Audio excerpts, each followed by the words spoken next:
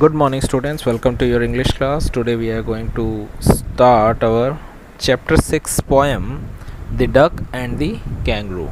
So it's a poem about a duck, एक बतख और एक kangaroo के बारे में है. Now let's start. Two friends, the duck and the kangaroo, are about to set out on a long pleasure trip. So दो friends हैं, डक और एक कैंगरू. ये दोनों प्लान बनाते हैं कहीं ट्रिप पे घूमने के लिए जाने के लिए. The kangaroo, though happy to carry the duck all the way on the tip of his tail, is very of her wet feet. So जो कैंगरू है वो काफ़ी खुश होता है और काफ़ी खुशी से मान जाता है कि डक को अपने पूंछ पे बिठा के वो उसे दुनिया घुमाए. पर उसे एक चीज़ परेशान कर रही होती कि वो जो डक हैं उसके पैर गीले होते हैं. What will the duck do to make the kangaroo feel comfortable over the land and sea. So duck उसे क्या बोलता है ऐसा जिससे कैंगरू कंफर्टेबल हो जाता है ताकि वो उसे हर जगह घुमा सके. Let us find out how they go about it. हम पता लगाते हैं.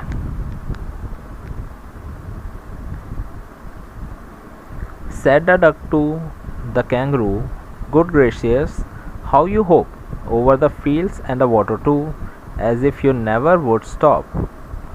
So डक होता है वो कैंगरू को कहता है गुड ग्रेशियस मतलब good morning, how you hope. वो कहता है कि कितनी अच्छी बात है कि तुम यहाँ वहाँ, होप करना मतलब क्या होता है, कूद सकते हो. Over the fields and water too मतलब जो फील्ड्स है, जो ज़मीन है, खेत है वहाँ पे, और जो पानी है उसके ऊपर भी. As if you never would stop, तुम ऐसे कूदते जैसे तुम्हें कभी भी रुकने की ज़रूरत नहीं पड़ती. My life is bore in this nasty pond and I long to go out in the world beyond. तो वो कहता है कि मेरी लाइफ तो काफ़ी बोर है, काफ़ी बकवास है इस नेस्टी पॉन्ड में, मतलब इस ख़राब से पॉन्ड में. जो डक होता है वो कहाँ रहता है, एक तालाब में रहता है. तो वो कहता है मेरी लाइफ तो काफ़ी बोरिंग है कि मुझे इस छोटे से तालाब में रहना पड़ता है. And I long to go out in the world beyond, और मैं चाहता हूँ कि मैं इसके बाहर की जो दुनिया है, पॉन्ड के बाहर की जो दुनिया है वहाँ जाऊँ. I wish I could hop like you, said the duck to the kangaroo. तो जो डक है वो कैंगरू को कहता है कि काश मैं तुम्हारी तरह कूद पाता. Please give me a ride on your back, said the duck to kangaroo. I will sit quite still and say nothing but quack.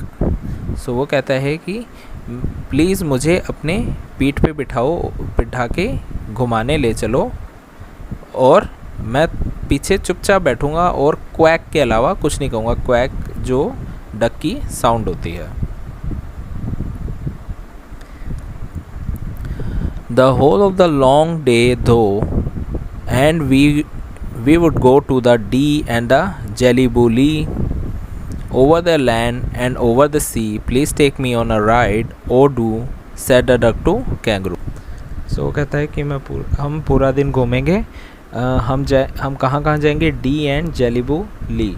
So Dee and Jelly Bo Lee दो जगहों के नाम हैं, इमेजिनरी जगहों के नाम है, ऐसे कोई रियल कोई जगह नहीं है. सो it is considered as a place. Over the land and over the sea मतलब ज़मीन के ऊपर और समंदर के ऊपर हम काफ़ी जगह घूमने जाएंगे.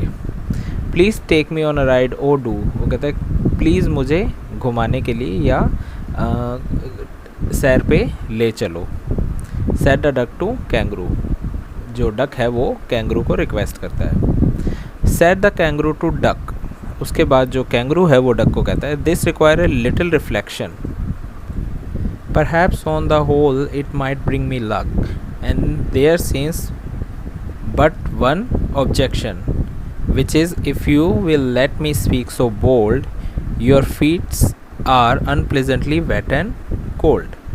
सो अब कैंगरू कहता है कि this require a little reflection मतलब ये जो तुमने कहा है इसके लिए मुझे थोड़ा सोचना पड़ेगा. रिफ्लेक्शन को यहाँ पे क्या थॉट के हिसाब से कहा हुआ है कि अब मुझे इसके बारे में थोड़ा सोचना पड़ेगा. Perhaps on the whole it might bring me luck, वो कहता है कि शायद जो तुम कह रहे हो उससे वो मेरे लिए लकी होगा, मेरे लिए अच्छा होगा कि हम दोनों साथ में घूमें. And there seems but one objection, पर यहाँ पे एक चीज़ की प्रॉब्लम है, एक ऑब्जेक्शन है, which is if you will let me speak so bold. अगर वो मैं तब बताऊँगा कि अगर तुम मुझे बोल्डली मतलब बहुत आराम से बोलने दोगे, कि मतलब साफ साफ वो अपनी प्रॉब्लम बता रहे हैं कि क्या ऑब्जेक्शन है। अगर तुम मुझे फ्रैंकली बताने दो तो मैं तुम्हें ऑब्जेक्शन बता सकता हूँ मेरा। Your feets are unpleasantly wet and cold. वो बताता है कि तुम्हारे जो पैर हैं वो अनप्लीजेंटली मतलब जो पसंद नहीं आते, मतलब जो बुरी तरह से वेट मतलब गीले और ठंडे हैं। तुम्हारे पैर कैसे हैं? ठंडे और गीले। And would probably give me the rheumatism said the kangaroo. So kangaroo कहता है कि शायद तुम्हारे ठंडे गीले पैर से मुझे क्या हो जाए? रूमेटिस हो जाए। रूमेटिस क्या होती है? एक तरह की बीमारी होती है जिससे हाथ पैरों में बहुत पेन होता है। तो ठंड की वजह से जब आपकी हाथ पैरों में जो पेन होता है उसे हम रूमेटिस कहते हैं। तो वो कहता है अगर तुम अपने ठंडे पैर से मेरे ऊपर बैठोगे तो मुझे ठंड लग जाएगी और मुझे रूमेटिस हो जाएगा। Now next stanza.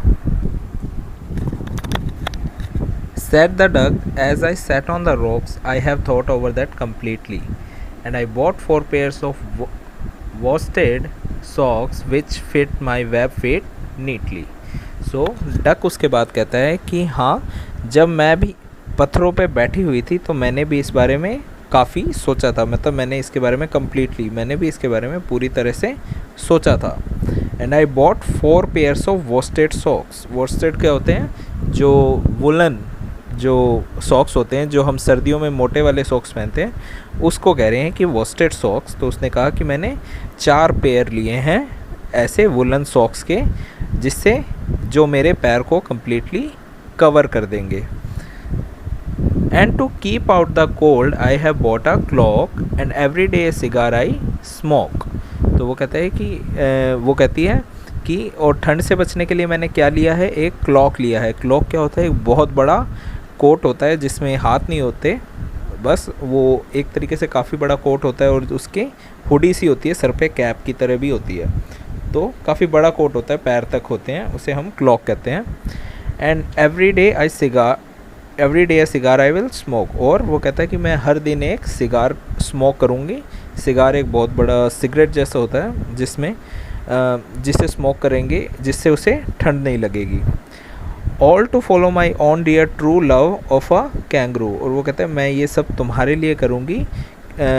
तुम्हारे लिए मतलब वो दोनों अच्छे फ्रेंड होते हैं, तो वो उसे कहते हैं कि मैं तुम्हारे लिए करूँगी कैंगरू, ताकि तुम्हें कोई परेशानी ना हो मुझे ऊपर बिठाने से। Now let's come to next stanza. Said the kangaroo, I am ready, all in the moonlight pale, but to balance me well, dear duck, still sit steady.